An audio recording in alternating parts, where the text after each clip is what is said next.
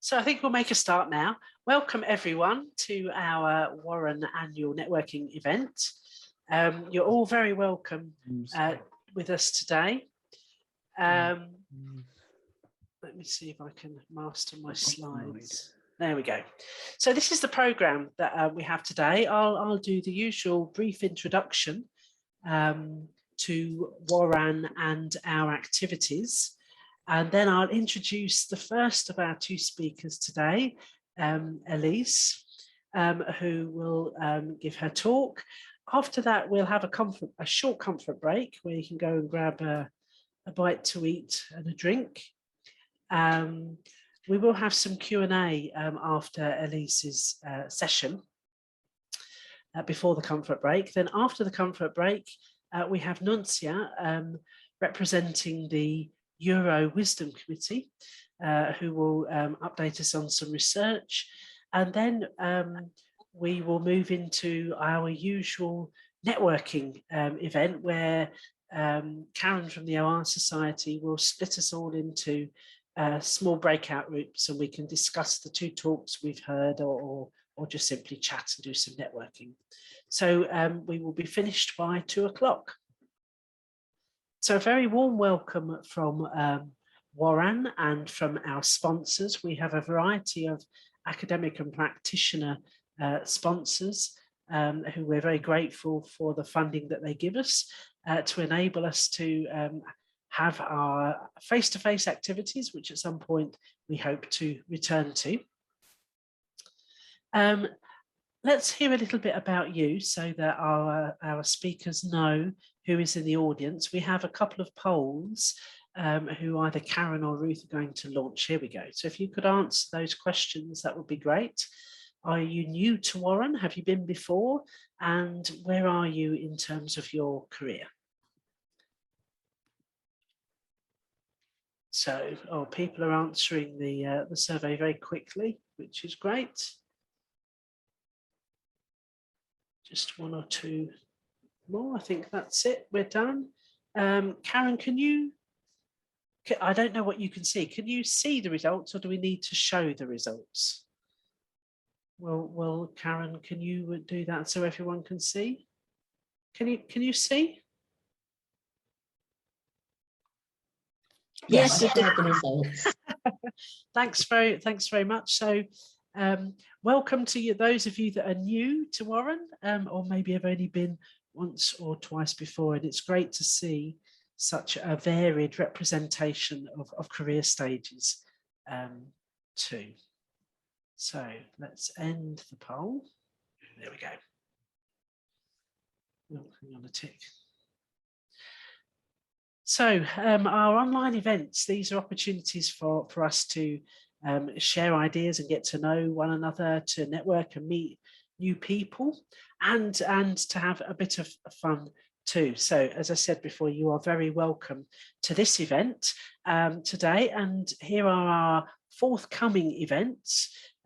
We've been aiming for approximately monthly events, as many of you will know. Our next event in November is about mentoring in practice, and we have two contributors lined up to help with that. And then on December the 16th, we have our Christmas party, which at the moment we're looking at a new platform. If you went to the OR conference, you may well have experienced the Gather, I can't remember what it's called now, but the Gather Me or whatever it is platform. And that's what we're exploring to use for our Christmas party. So we hope you can attend our future events.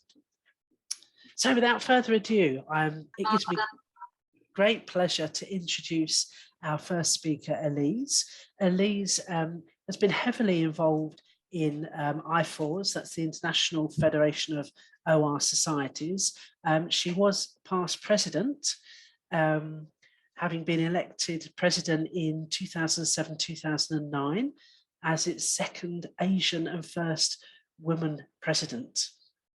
But prior to that, she'd been heavily involved in I4s. Elise was a practitioner. She was an OR analyst with San Miguel Corporation,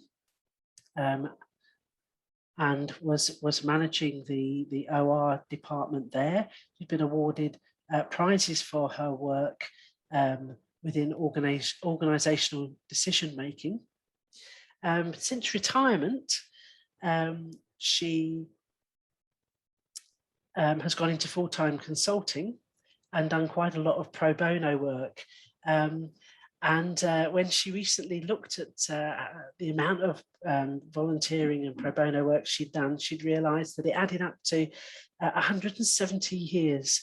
That's absolutely fabulous. So I'm really pleased to introduce Elise to you.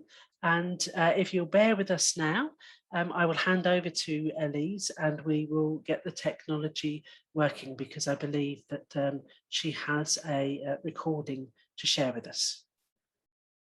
Oh, I will do it live, Francis. So let me share my screen, yes. Yep, there we go. Before you start, Elise, just to say to folks, there will be Q&A at the end. Do feel free to pop questions in the chat as we go, or you can save them up to the end of Elise's presentation.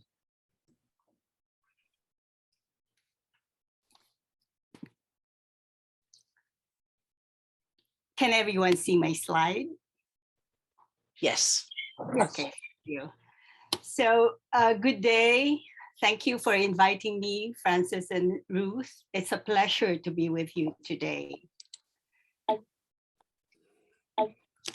This is the outline of my journey, which consists of chapters in OR methodologies. The first and last chapters consist of reflections, while the 3 chapters represent the first 25, the next 20, and the latest 20 years of this journey. I start with system dynamics, where I look into the relationship of factors that shaped the treatment of women in the Philippines. As I go through these, please keep in mind that I'm not a sociologist, just an observer. System dynamics. Why start with my mother? Until I spoke to a non-Filipino friend about how mothers gave preferential treatment to sons, I always took it for granted that all children in the family are treated equally. This article on the role of women in Philippine society points out the big role that mothers play in empowering women by treating sons and daughters equally, subjecting them to the same value system and standards of behavior. Let me take you back to pre-colonial Philippines, where families were not matriarchal nor patriarchal. The chieftain, or the datu, was the same rank as the babaylan, who was a woman taking care of the spiritual and healing needs of the people. Another colonial Spanish historian account observed that women played a big role in welcoming visitors, entertaining them, unlike in those other places in the region where they remain hidden. Still yet another account from the period said that women are very entrepreneurial and took an active part in increasing family livelihood. You are probably wondering where my title came from, Light of the Home. This is the answer. 2 Filipino idioms.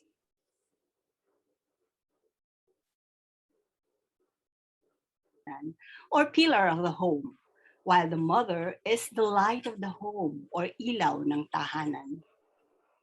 The other interpretation is that the mother is the one who provides light in her children's darkest hours.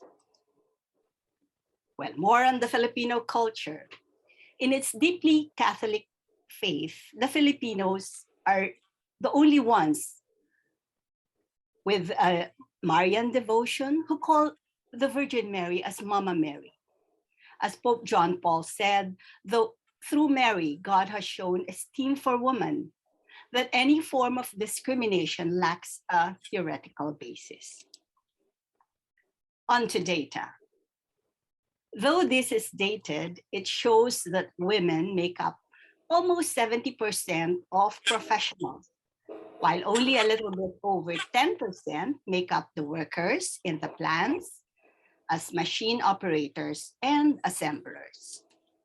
And this is probably why women earned a lot more in 2014 than men. In education, female students in the Philippines fare very well. Relative to male students, females have higher participation rates in college levels. Women value education more than boys because when they grow up, they expect to have careers. Boys, on the other hand, tend to assume they would be able to work without finishing school. It is the Philippines that produced the first female president in Asia, and that is Corazon Aquino. And the second female president of the Philippines was President Gloria Macapagal Arroyo. Just this year, 3 Filipinas made history for the Philippines.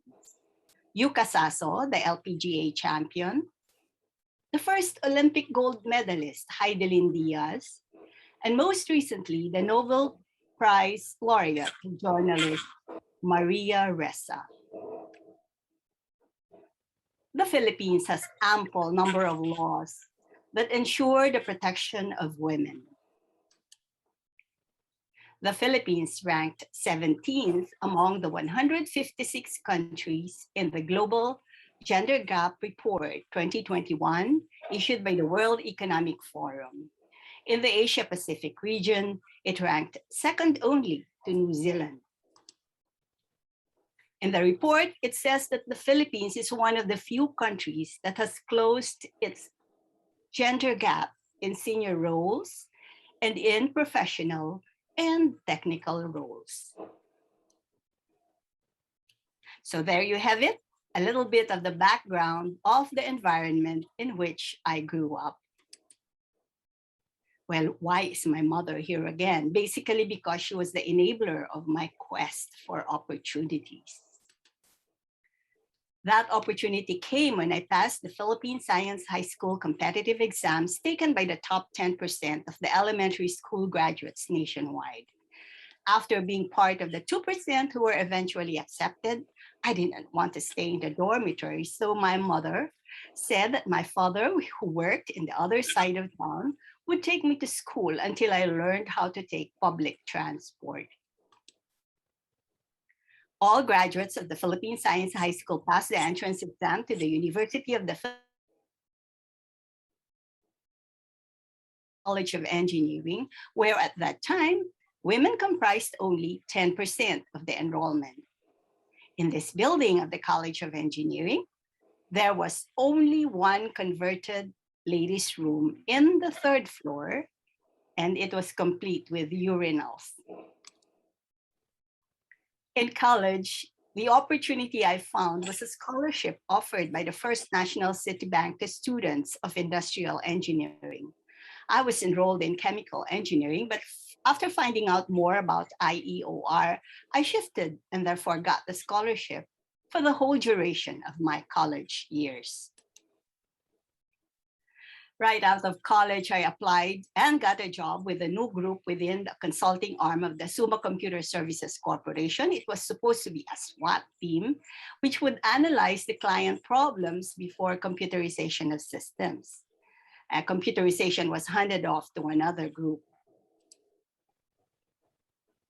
Well, it was through this boss that I learned about the Asian Institute of Technology, where I eventually went on a full scholarship at of the German Academic Exchange Service. 2 years hence, I received my master's degree. After 6 months of a finance job in a big Philippine company, I had an accidental encounter with a college friend who said that they are looking for a senior OR analyst at San Miguel Corporation. I joined SMC and shortly thereafter landed on the cover of the company magazine, which featured how the OR department was leading the way on the use of microcomputers. It was a move resisted by the IT department, which wanted everything centralized on the mainframes.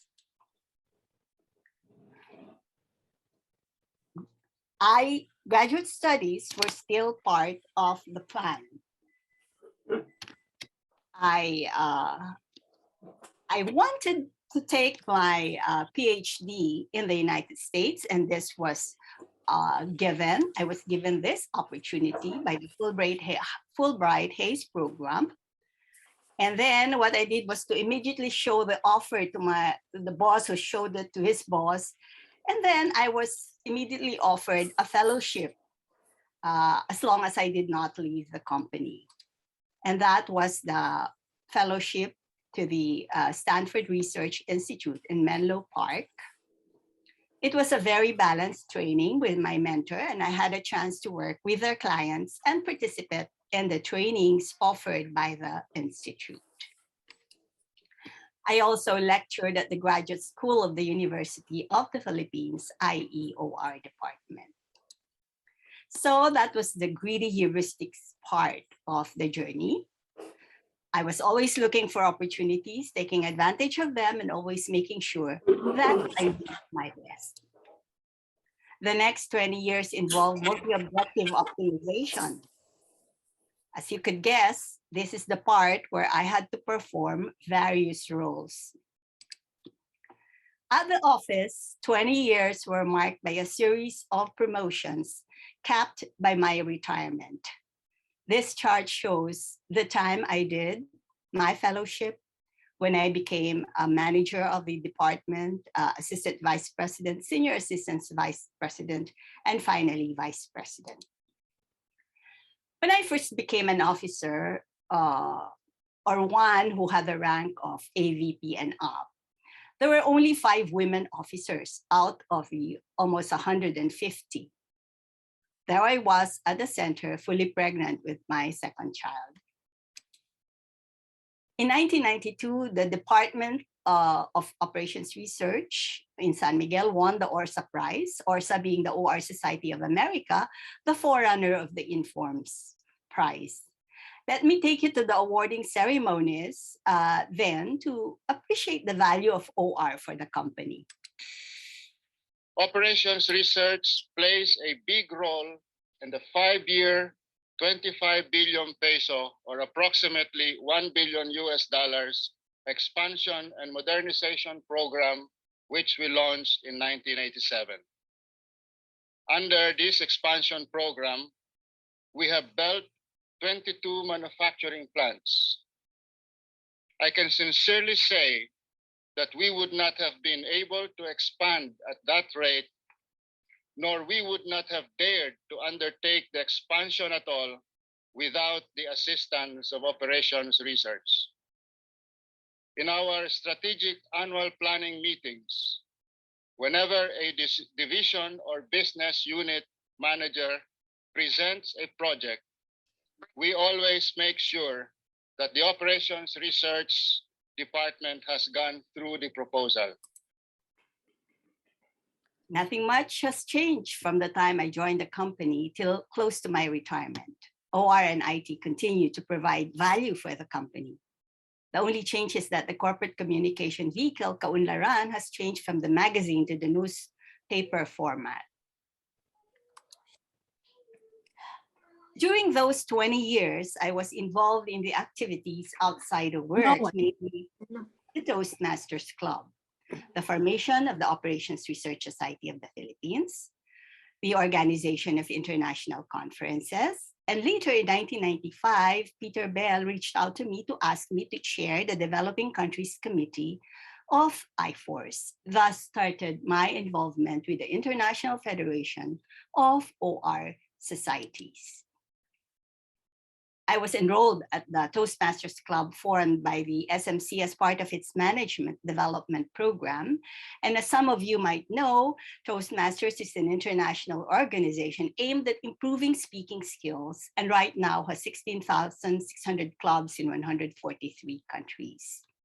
I was elected in 1985 as I was elected president, after which we organized the National Convention. Let's hear what was said about that convention. I have seen this lady in action, and that makes me luckier than most of you. 1990 Discon PICC. Makati Toastmasters Club had two of the world's best strategists, the husband, then the wife. But let me focus on the wife. Everything was on schedule. We spent sleepless nights planning, addressing several concerns, like even to the tiniest details where the guards will be positioned, who will take care of the registration, and even the floor plan. And then came the implementation. After the DISCON 1990, we realized, even now, that is the district convention to beat. Through San Miguel contacts, the Operations Research Society of the Philippines was formed in 1987. Now, the boss of my boss in my first job was inducted as the first president of ORSP. I was its second president, and I was inducted by then Defense Secretary Fidel Ramos, who talked about how they had used OR in their counterinsurgency operations. President Ramos was to be president in 1992. ORSP confidently put up its first international conference in 1990.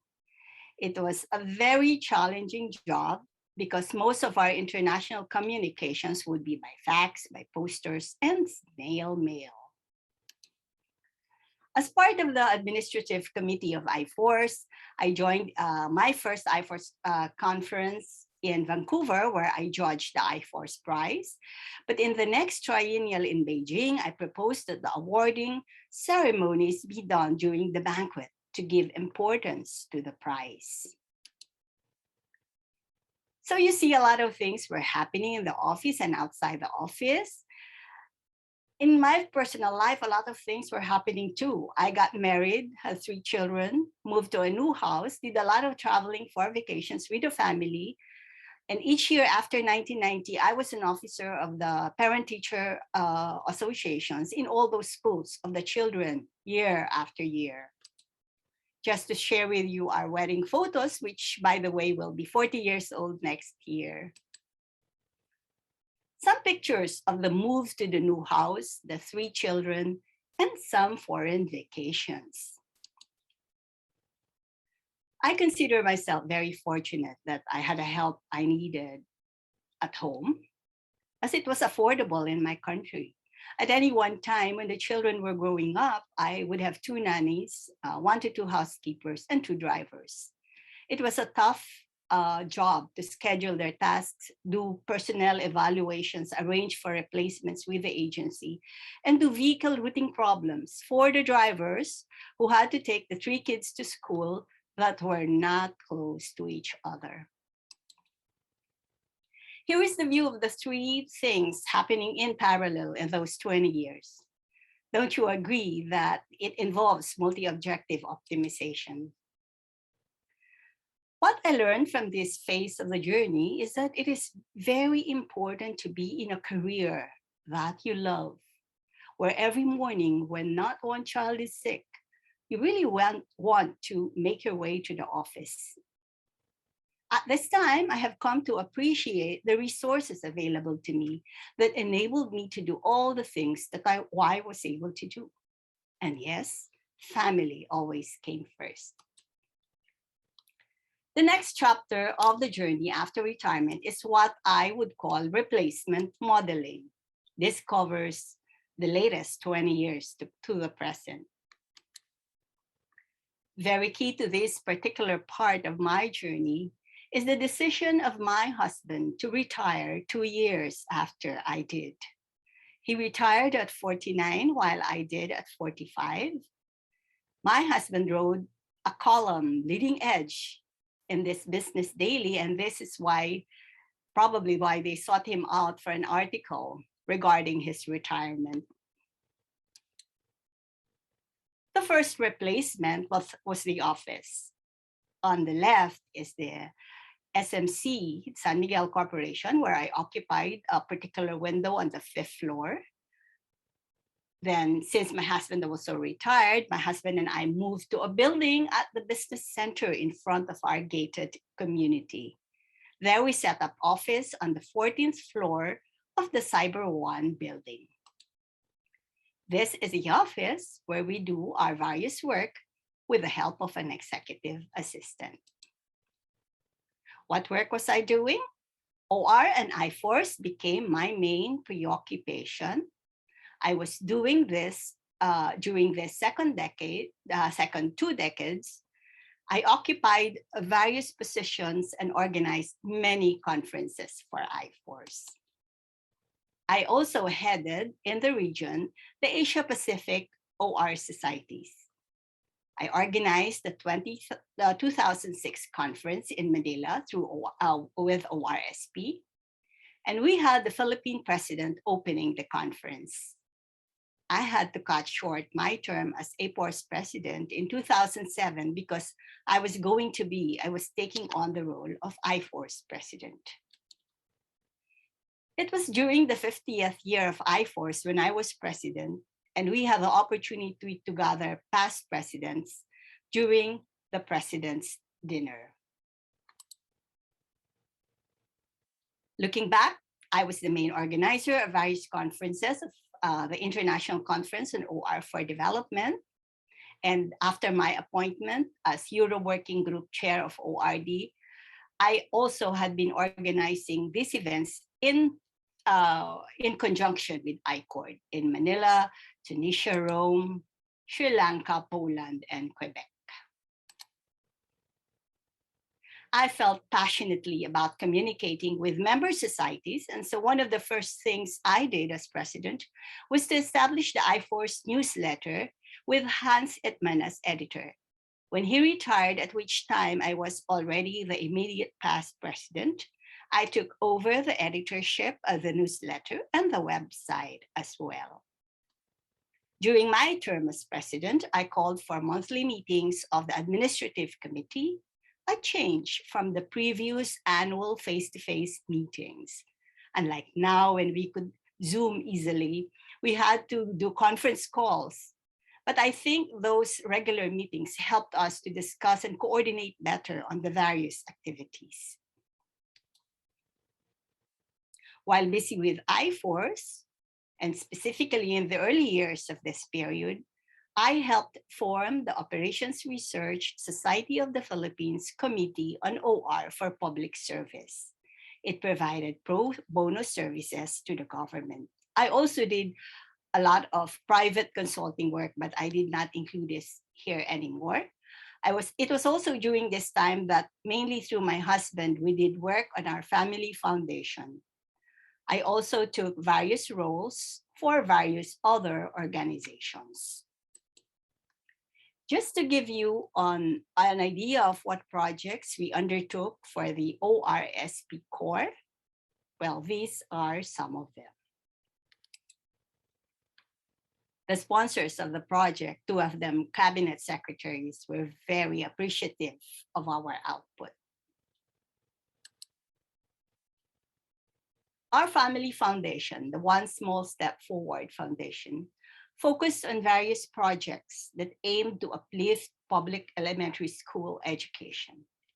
My husband and I were frustrated at the consistent low rankings of the Philippine public school students in the standardized tests offered globally, the Trends in International Mathematics and Science Study Test, or TIMSS. In 2002, when my husband retired, he embarked on a program that gave after-school training in mathematics for public elementary school students. So far, 2,000 have gone through the program in the 6 schools where we are. The foundation has also, pre-pandemic, contributed to the setting up of facilities in public schools, such as this library. Remember the high school I went to? Well, all my three children and my husband were also from there. And so I thought it was appropriate to give back. And I served the trustee of the foundation, and my husband would later be president and chairman of the same foundation. I was also involved in my alma mater, the University of the Philippines, through the UP Alumni Engineers. As you could see, I am the only woman in this board. I think there were only 3 women who have served the board in its long years of existence. But I am proud to say that I was successful in streamlining the office services, and I would like to believe that I left it in a better shape.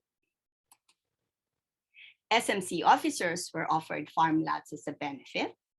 I had been president of the Association of the Lot Owners for 20 years now, simply because no one wants to take the job. And by the way, this person is, you've seen him before. He was the SMC president who accepted the ORSA prize during the awarding. My husband and I were involved in the parish church activities too, as treasurers. I thought it relevant to mention to you the opinion given by our parish priest, how we were always helping reach decisions based on insights offered by data. Sounds very OR, doesn't it? More recently, we were involved in raising funds and allocating material donations for the healthcare workers of various hospitals in our area. This part of my journey meant we were able to travel more because my husband is already retired. We traveled a lot as a family, but during this time, we also took advantage of the conferences. My husband was fully in charge of planning the after-conference itineraries. In the first 10 years of this journey, we went to several conferences. I included Edinburgh here, although it's out of the 2000 mark, because though not yet retired, my husband decided to come and we were able to move around after the conference. Well, also, for example, during the retirement of Jonathan Rosenhead from LSE, we were able to see most of the sites in England. I did it for all the conferences we attended for those 10 years. Well, the next 10 years had more conferences. I detail here 2 styles we did, either visiting a country in depth, like what we did with Spain in 2014, and for 2018, the EWGORD conference in Madrid. We toured France since we had finished with Spain. In the Chile conference, in the ALIO conference in Chile, we did manage to visit, apart from Chile, Ecuador, Colombia, and Costa Rica. So the second 10 years definitely had more places visited. In these 20 years, in the replacement modeling journey, activities involve sharing time, talent, and treasure in activities that needed help and which gave us joy. It was also characterized by travel, and even in these pandemic times, by gratitude. This last chapter is a reflection that OR has touched the lives of many women I knew.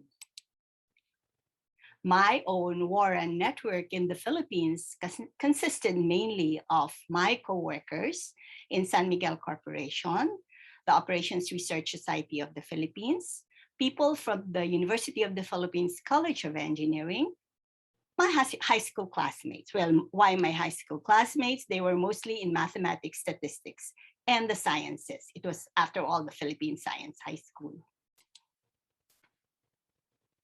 History was created when 3 successive deans of the College of Engineering appointed were women. The first is Gev, a current undersecretary of the Department of Science and Technology, who asserts that she never experienced discrimination as a woman, and that in S&T, there is almost gender parity. The second woman dean is Aura. She also became ORSP president. She is an academician of the NAST. She cites her mother as having encouraged her to pursue a career in academia. She also says that engineering, unlike science, in this field, there is discrimination on women engineers. Women are viewed as a minority and not suitable for this male-dominant profession. As of now, gender parity is achieved in only 2 fields of engineering, and that is industrial engineering and chemical engineering. But women are highly outnumbered in the other engineering fields, more specifically mechanical and electrical engineering.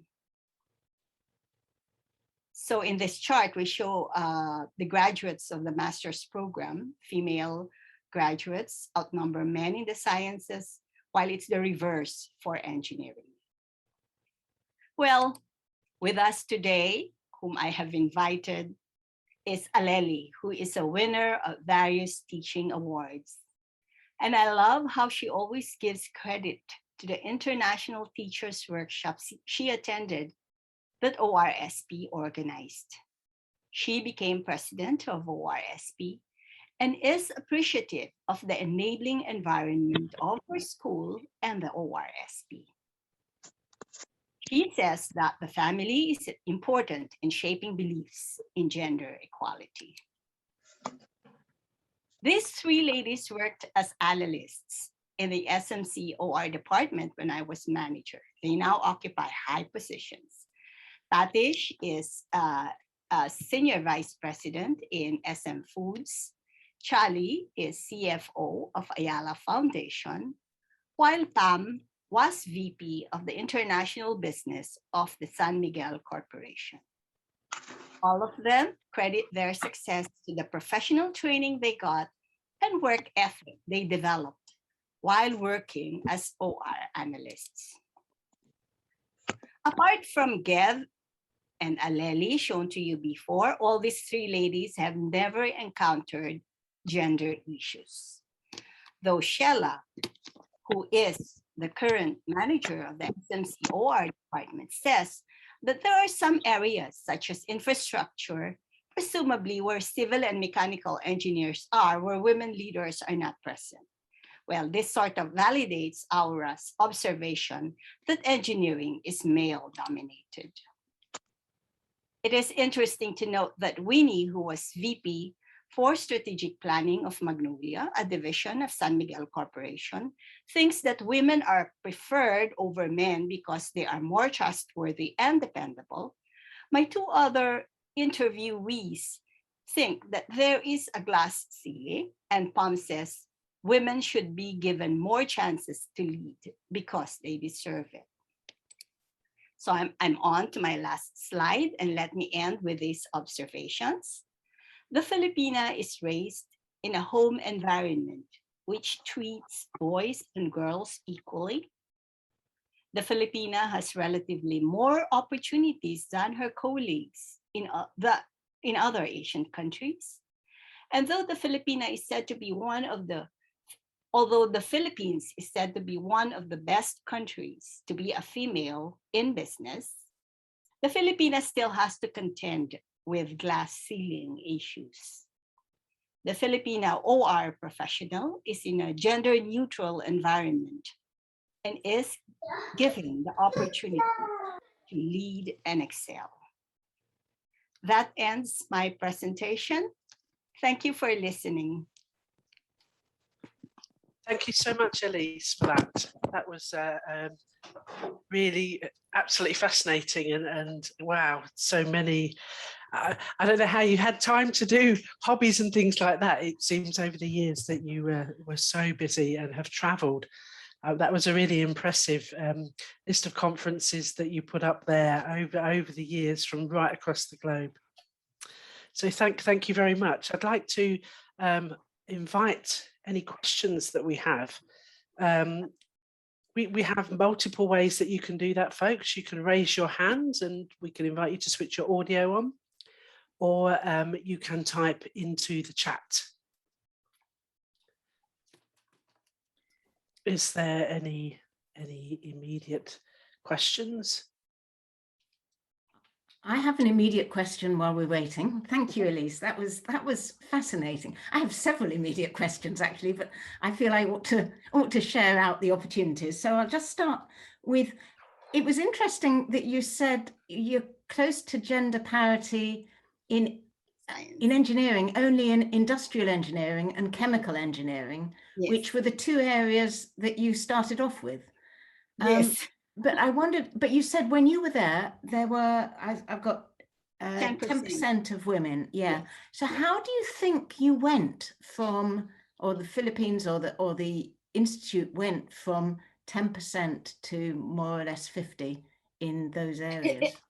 It's not 50 in the total engineering. I would suppose only 30% in the total engineering. So it went from 10 to 30. It's probably because there were more women passers of the UP competitive admissions test. So you would, I saw the history of the number of passers. There were more females who passed the admission test. So therefore, because there are more women were encouraged to go also into the engineering field. And that is probably why we got from 10 to 30%. And I guess, sorry, I will follow up. The question then is, how do you imagine that it's going to be possible to move up to 50, and what do you think would need to happen to make that happen? Right now, it doesn't seem that would happen, especially in the fields of civil engineering, mechanical engineering, and electrical engineering, because people have this notion. You saw the chart about men taking care of jobs in factories, outside the houses, and on the roads, doing surveying. These are sort of accepted to be men's jobs. So maybe because not very many women would go into those, but I know some who have gone. But for example, in electrical engineering, there's only one woman out of 4 that have passed the exam, but I don't know how many actually enrolled. So I don't know. I'm not optimistic that would be that gap would be closing in very soon. Thank you, Elise. We have a comment from Kathy Kotiadis. I wonder if we can hear your reaction to it. She says, I think I have been disadvantaged here in the UK. The salaries don't support that level of help with the house and the kids. We were lucky in that way, because even now my daughter-in-law would have several house help, and that enables her to also concentrate on her work. So we're lucky in that way. Very true. Okay, I've got a couple of questions in the chat, and I can see that Sue's got her hand up. So I'll take one question from the chat, then we'll go to Sue. So the question is from Visalji, I hope I pronounced that correctly. When organising multi-objective optimization, how do you organise it against daily life within reason? Well, I said family always came first. And that is why I said when one child is sick, that destroys everything, because that means you have to take the child to the doctor and don't go to your meetings or to your office. But that is had always been my rule. So family would always come first. But I take on, I try to use all the resources I could to make my absence in the office less conspicuous. So I was able to balance that in a way, because by using resources both in the office, in the house, and in doing the other tasks that I had to do outside the office. I used my colleagues. I mean, I got help from them. And it was very fortunate that they were all very helpful. And it was also a two-way thing, because you see the lady who helped us organize the Toastmasters conference, she was really, really grateful, because she said, it's like taking up my master's degree of all the things that she learned from that particular event, organizing that particular event. So in a way, people are helping you, but at the same time, you're also helping them develop. Thanks very much. Before I come to you, Sue, I'm just going to take Lou's question, because it is sort of linked, and we can carry on the theme. So Lou Martingale has said, I'm interested in the ease of social mobility in the Philippines. How accessible is good schooling and further education to the children of families who aren't affluent? It's not accessible. So what I have shown you is that most of the children attend the public school system.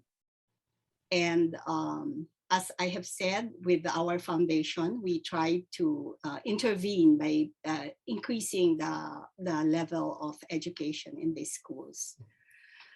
It's really more of the upper class and the upper middle class who are able to send their children to private school. And that is acceptably really the better school to go to. They give better training. So it's not really accessible to a great portion of the population. Thanks very much. Thank you, Elise. Sue, would you like to ask your question? Yeah, thank you very much. Thanks very much, Elise. Nice to see you. I always used to think I was an energetic person until I met Elise, and helping her at some of her international conferences for development left me exhausted. So well done.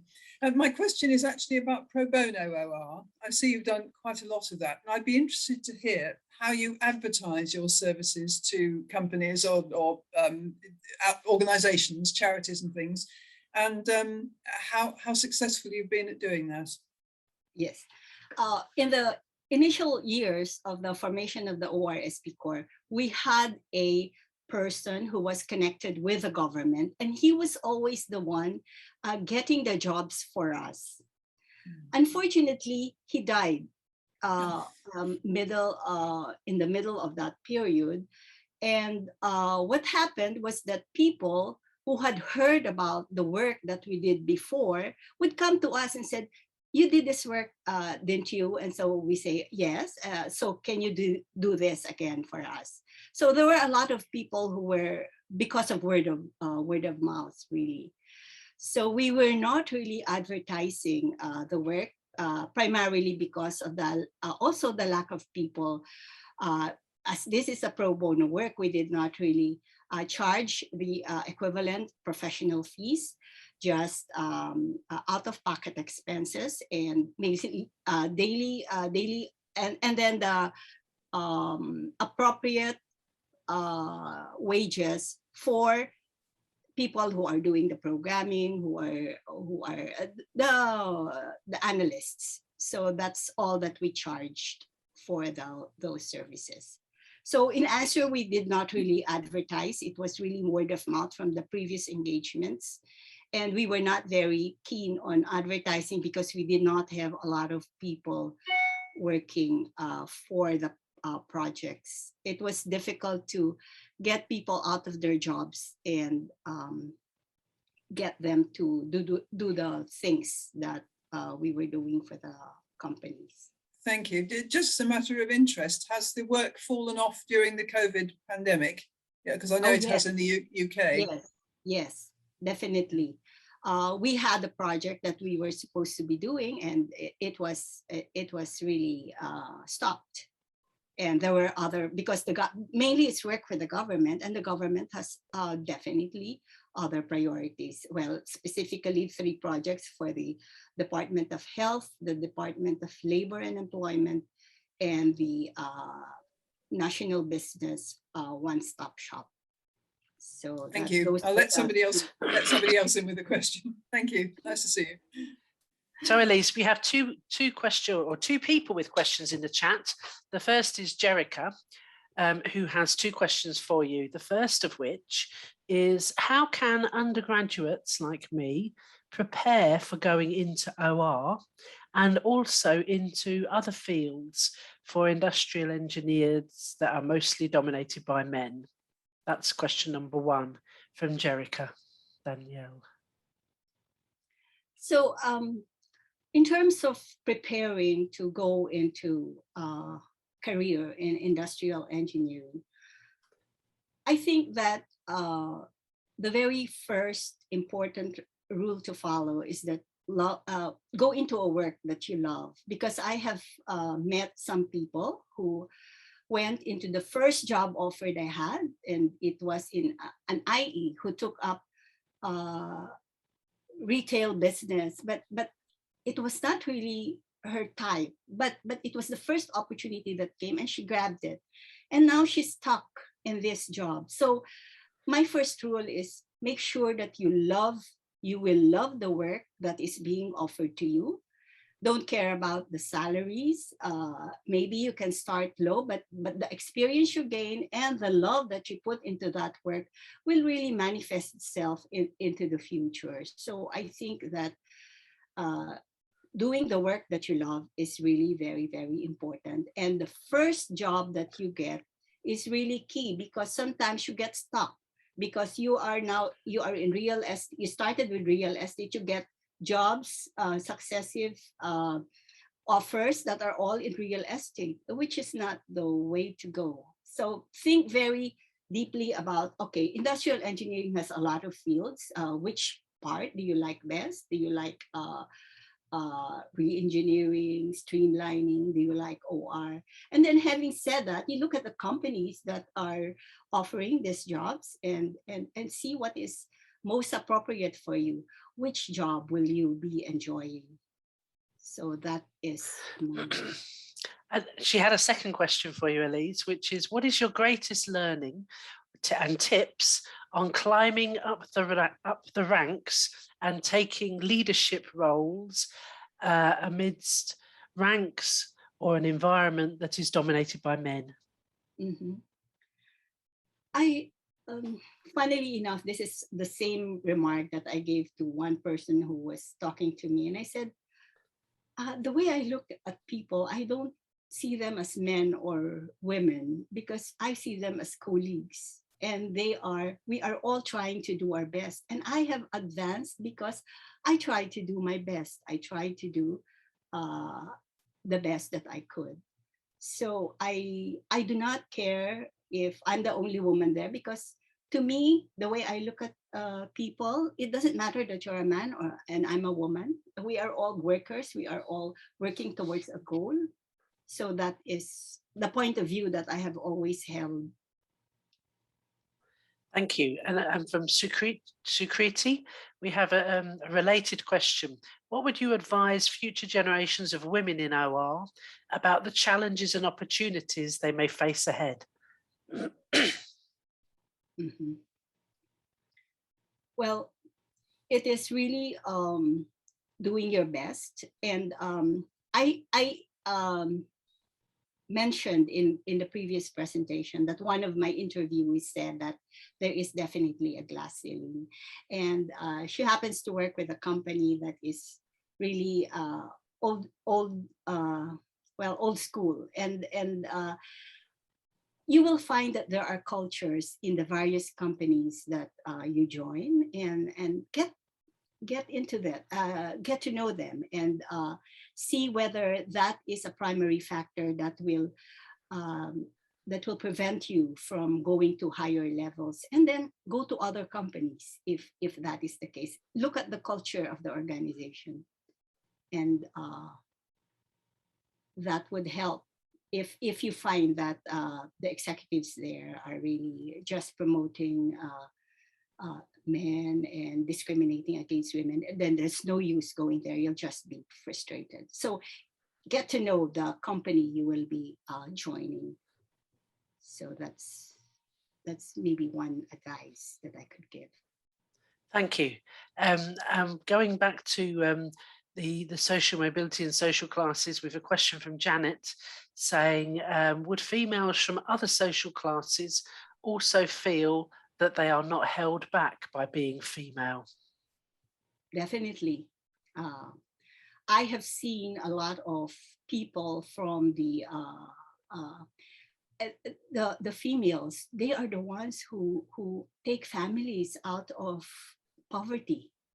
They are the ones who go abroad to be employed as domestic helpers. Even if they finished education here in the Philippines, they go abroad and be domestic helpers just so they can send money back.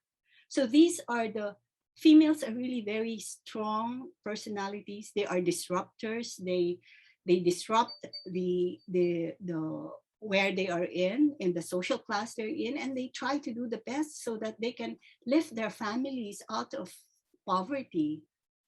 So I have met a lot of women who I admire so much, because out of poverty, they were able to lift their family out of it. Thanks very much, Elise. And one final question, which was going to be my question too, but Maria has added it. How does the future look like for you after so many successes? Is there anything else you would like to achieve in OR? I will continue to help whenever my help will be required.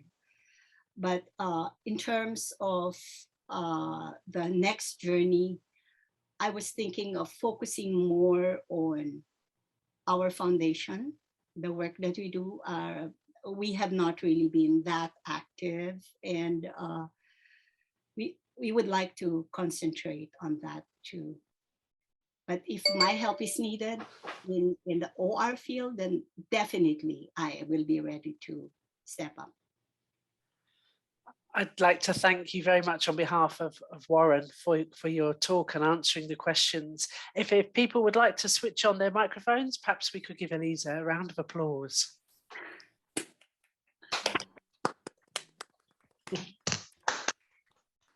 Thank you so much.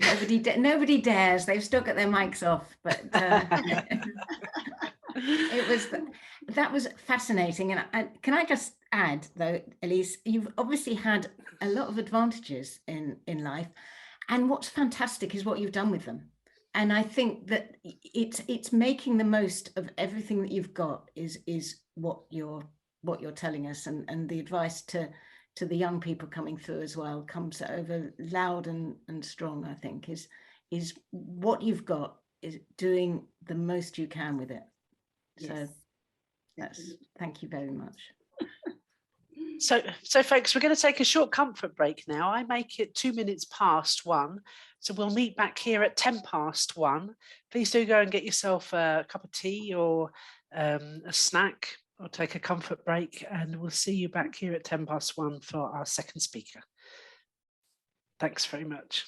So welcome back, everyone. It now gives me great pleasure to introduce our second speaker, Nuncia.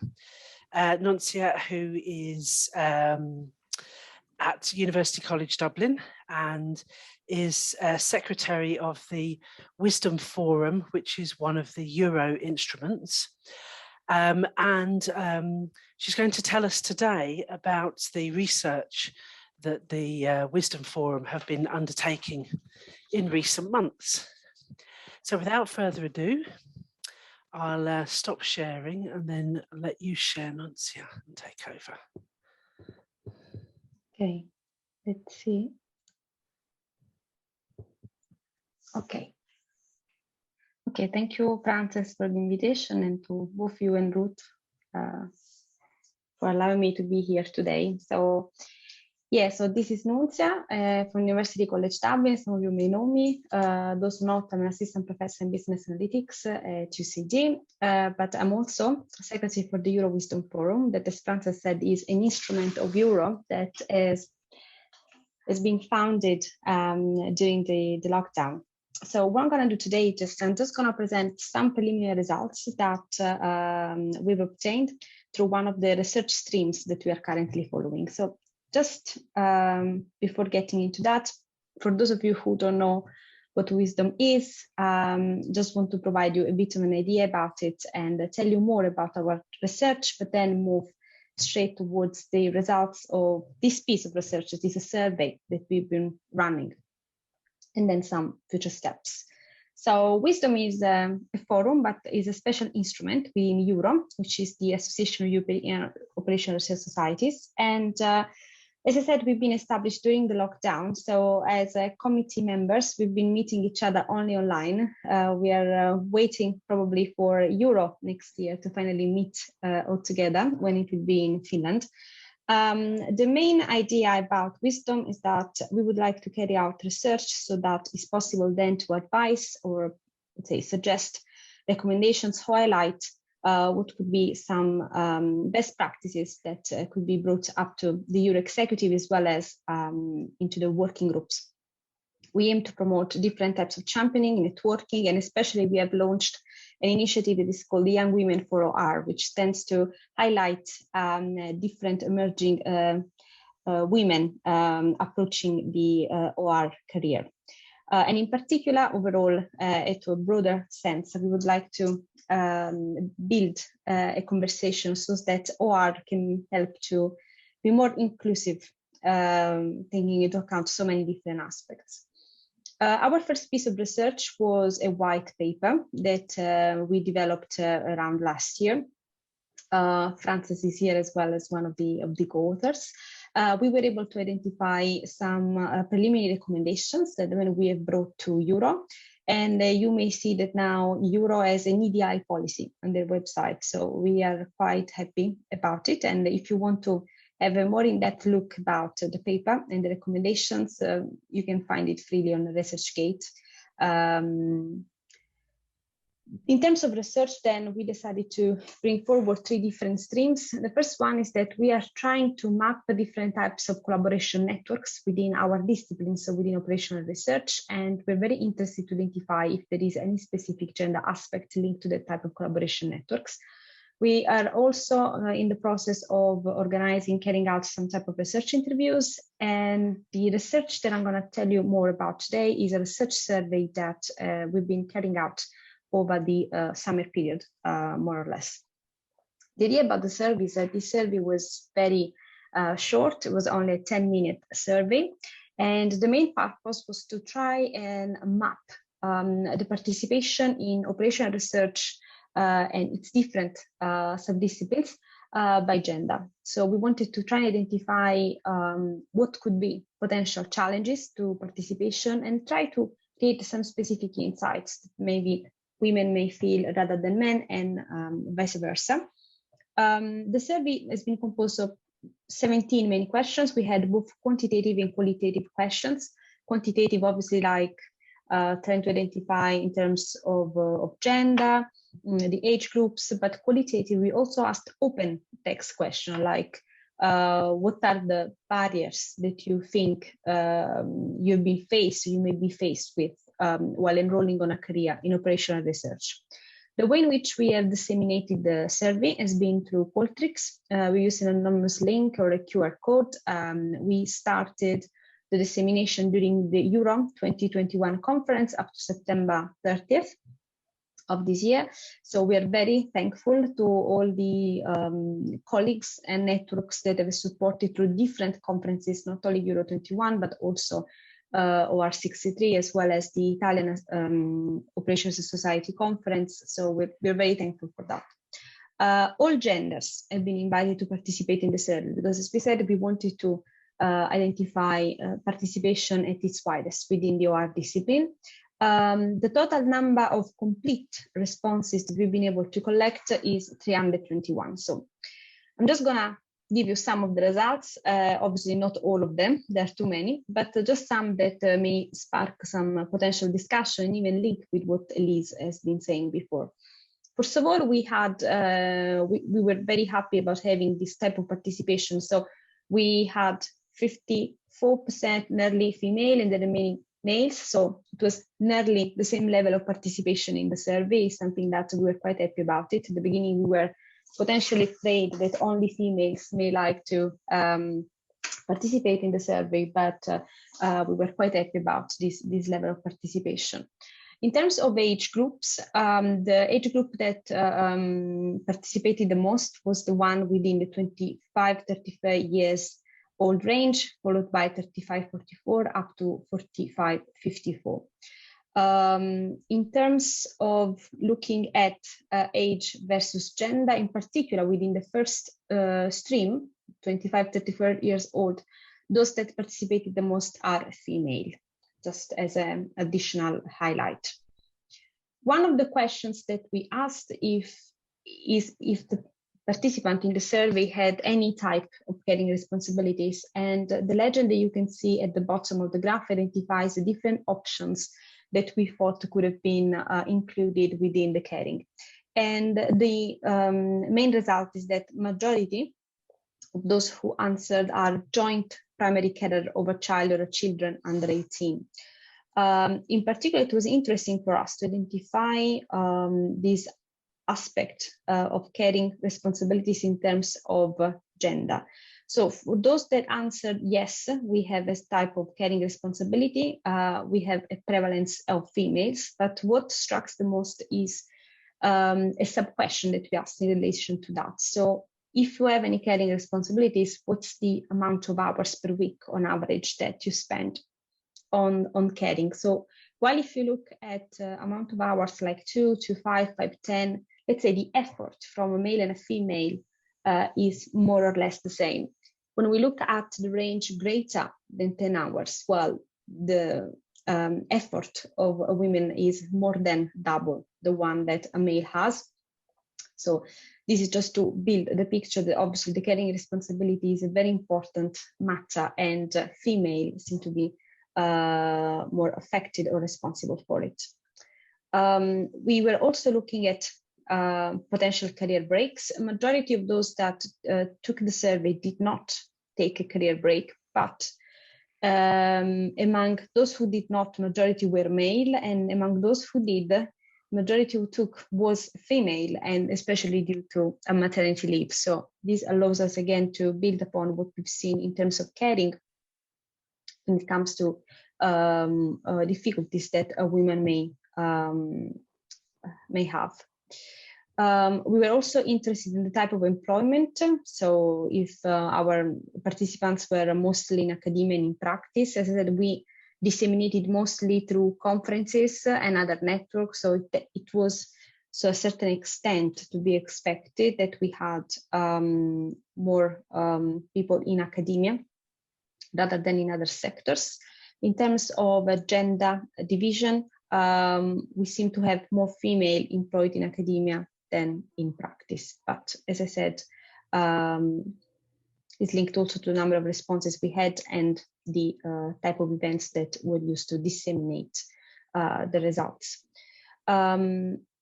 Keep going on to the employment. We were also interested in identifying the type of contract.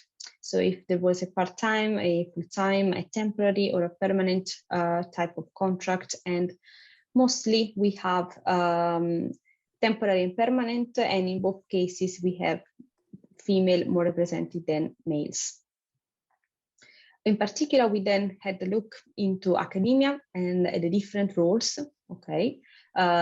We used the system like adjunct, assistant professor, associate professor, professor, and full professor. So we stick to the system that we looked at in Ireland, but also postdoctoral researcher and PhD researchers. What was interesting to identify was, apart from having a different percentage of what role people were in, but to identify who was a carer as a female across these different type of roles. So how many female assistant professors were a carer, how many associate professors, females were a carer, and so on and so forth. And it was interesting to evaluate that in terms of our responses, we have nearly the same number across the different three main stages. So 14 for assistant professor, 16 for associate, and 16 for full professor. We were also interested in identifying if anybody had experienced, let's say, to move institution since their first PhD position, and in particular, how to identify this by gender. We've looked into the opportunities of not moving at all, so 0 change, 1, 2, 3, 4, or even more than 5. What came out is that women were less willing to move than men, since that we could appreciate more for 0 changes, as you can see, or 1, while what we are getting to a higher number of changes in terms of institution, then we had the prevalence of males rather than females. We also tried to investigate into reasons why somebody could have opted for change and those who opt not to change. So in terms of changing, the reasons that we have been looking at, and most importantly, was to get a promotion. This was, let's say, the main driver to then opt and decide to change institution. The second was to allow for a change direction, which could eventually even be meaning that somebody would like to change from academia to practice or vice versa. But then one that emerged is still very important is to meet family or caring responsibilities. So the same thing is carried out through. What about not changing institution? The most important was that there was a satisfaction in terms of work-life balance, then followed by the thing that the promotion was there, so there was no need to move anymore. But in other cases, there were constraints. So you can see that a constraint for not moving was that it was too soon since being appointed in a new job, or again, not possibility to move due to caring responsibility. So the family this time would have not, let's say, helped the person to suggest to change institutions. We then moved then to one of the open text questions that we wanted to identify what were the main challenges to be considered for a career in OR. And the challenges that were listed, first of all, was to try and balance work-life and caring responsibilities, then followed by getting a promotion and eventually things that are more related to the job, especially in academia, so getting papers published or securing research funding. This is interesting to be broken down by gender. So if we look at the first 4 elements, and especially balancing work-life and caring responsibilities, we have the values that are reported are counts, okay? So we have 63 males and 99 females. So you can see that this is far way more felt by a female than a male. Then there is still a difference in terms of getting a permanent position, getting papers published, but the gap between the male and female is not that high. The gap that is still very high differently is in getting promoted. Okay, so it seems that female find it struggle most or feel it more difficult as a challenge to keep progressing, obviously, because of trying to get a promotion. So it was interesting to evaluate the different challenges broken down by gender. One also the other questions that we posed was that if anybody had a role model when they were like pursuing their PhD, mostly women, but we also wanted to evaluate if the role model that this person had was of the same gender or not. Now you can see that in case of the males, Okay. Majority said yes, and obviously then the role model was a male. For those that say no, we have that the majority is from the female. So it seems that the female had yes a role model, but this role model was a male. Now, obviously, so many other questions can spark out of this. Is this because there were not too many women in academia before, so the supervisors were male, or what are truly, let's say, the context behind that? But for us, this was an interesting result. And then finally, I want to conclude on this. This was one of the other open questions that we had. So we asked if there were any particular barriers that the person felt, okay, in order to participate in OR, especially for the gender. It seems there were more no, so people that felt no particular barriers, but for those that felt there were, you can see there is a massive divide between male and female. So for those that felt there was actually a barrier, majority that felt about it were females, okay, which is still very, very important. So just to conclude, and as I said, these are only preliminary results, so there are so many other questions that I could not go through. We had that men and women participated nearly the same level. Majority are between the 25-24-year-old or 35-44-year-old age groups. One of the aspects that was most important is the importance that caring responsibilities and the time that is spent associated to caring responsibilities may have an impact onto people's careers, especially women. Women tend to change workplaces less than men, and sometimes majority of the cases due to family commitments. And finally, one of the most important challenges is in order to progress or keep going a career in OR has emerged to be to have a right work-life balance. That is the primary struggle that was felt. So I thank you for your attention. And if you want to know more about wisdom, we have our events as well. We keep doing research, and you can join us, getting more info from us from the Euro website, or you can simply email us. So thank you very much for your attention.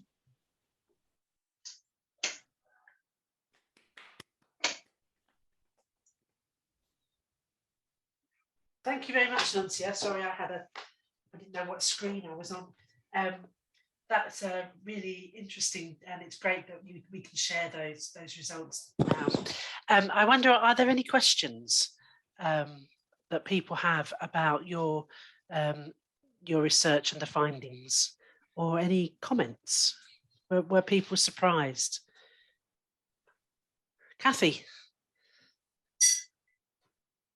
Just to say again, well done, Nuncia. That was a really good presentation, and it was really clear just the way the results were laid out in terms of what's kind of going on, and there were no surprises there. That was my comment. I don't think there were any surprises. I saw one slide, and I don't know if I saw it correctly. Were there few men that were full-time? You had one on full-time, and I wasn't quite sure what the numbers were because you kind of flicked onto the next one. I noticed that bit. So yes. That was the only one that perhaps was a bit of a surprise, that there are more women that have this full-time role, and then they're challenged by these caring responsibilities. So that's quite an interesting one. Yes, no, it's true. Within our samples, we found that the full-time, both temporary and permanent level, we had a majority of women rather than male. The gap was not that much, but yes, the number of women was higher than the one of males. Yes, it was nice, let's say, to see that majority of the issues that we've been discussing over time, they can be supported by this type of research. So it's nice that we can put forward some findings from that, and then trying to make recommendations out of it. So it was a great effort. So thanks to all the EuroWisdom Research Subcommittee and to everyone that has helped us in disseminating and participating in the survey as well. Otherwise, we won't have the findings today. I think it would be really interesting. I know there's no poll going on right now. If people kind of had a reaction, if they've ever had a point in their career where they struggled with the work-life balance, just to see if that's been I mean, it's definitely been an issue for me, but it'd be really good to see if it's been an issue for all of us that are here, part of WORAN. So I'm going to put a reaction up. I think it will be very interesting, yeah, for sure. I think from the survey, at least, this seems to be the major struggle. So I assume that majority would have experienced.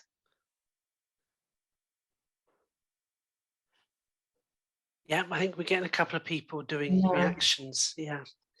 Thanks very much, Nuncia, for that talk. And maybe as the research with Wisdom progresses, you'll come back and share some of the later findings of the other projects too.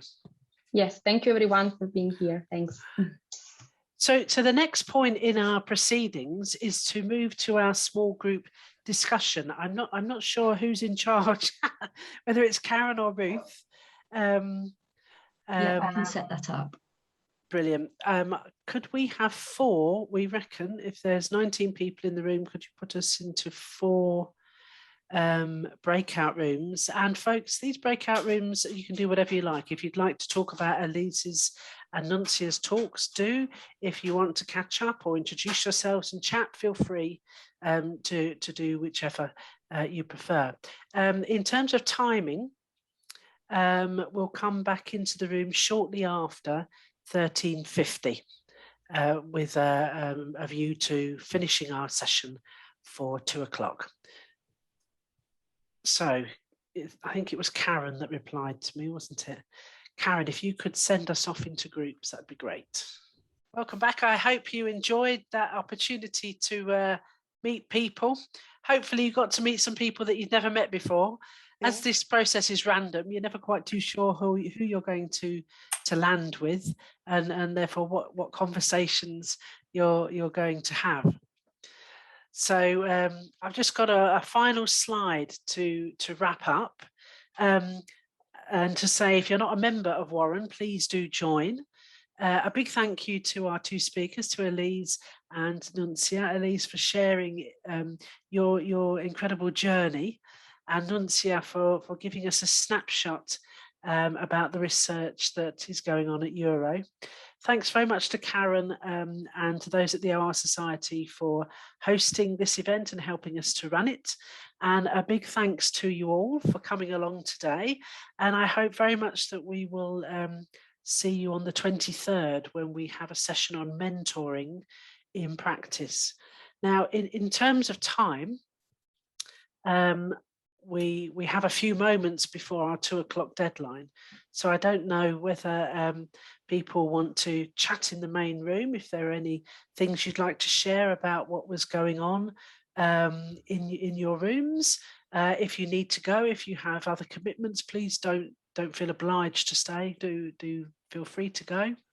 Otherwise, we can just hang out for a few more minutes.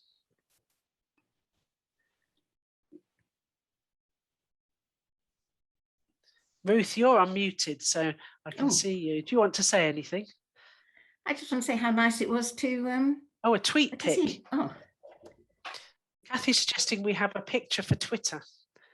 I don't know how to do these things, so please do feel free to take a photo and switch your camera off if you don't want to be in it. Kathy, can you sort that out? And maybe, yeah. Not while Catherine's thumb is in her mouth. That was...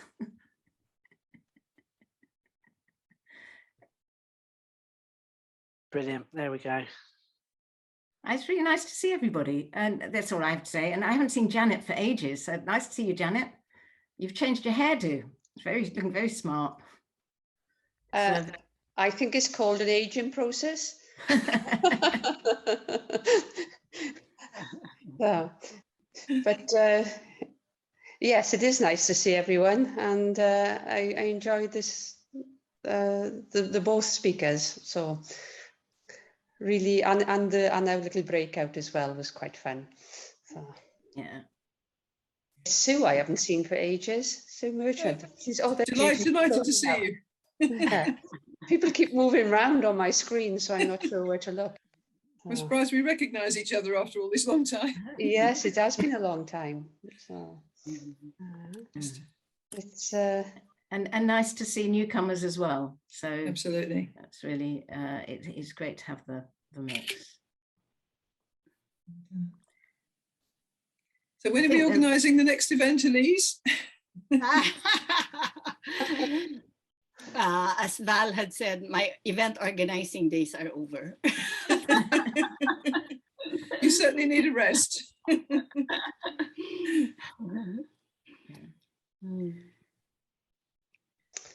okay. Excellent. I think it maybe is time to wave goodbye. Yep. Okay. Yeah. Bye. Thank you so much, everyone. And hope Thank to you. see you again soon. Bye, Val. Bye, Val. Bye bye. Bye. Cheerio. Come on, everyone else.